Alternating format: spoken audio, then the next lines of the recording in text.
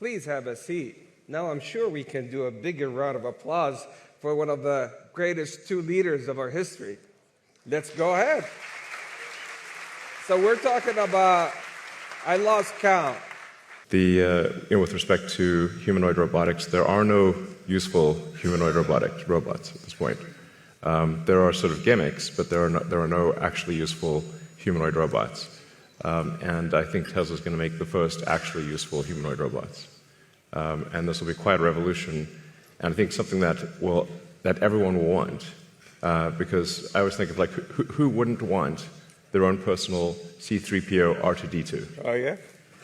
Of course, everyone would want one, right? And then there would be many in industry providing products and services. This is why I say that humanoid robots will be the biggest industry, or the biggest product ever. Bigger than cell phones or anything else, because everyone's going to want one, and or maybe more than one, and there'll be many in industry. Well, I mean, a humanoid robot would be better than R2-D2 and C-3PO combined times 10. Yeah. So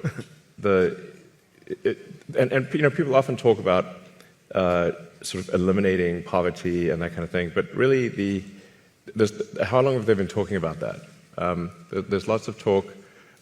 There's lots of NGOs sort of trying to do these things, but really not succeeding. And the evidence speaks for itself. But AI and humanoid robots will actually eliminate poverty. And Tesla won't be the only one that makes them. I think Tesla will pioneer this, but there will be many other companies that make humanoid robots. But there is only basically one way to make everyone wealthy, and that is AI and robotics. So AI factories and robotics, and we heard it yesterday from His Royal Highness, his vision, how to augment our workforce with roughly tens of millions of robotics to be able to infuse the next wave of productivity and progress. But this scares a lot of folks here when it comes to the future of jobs. So let's hear about your thoughts, Elon and Jensen, on that.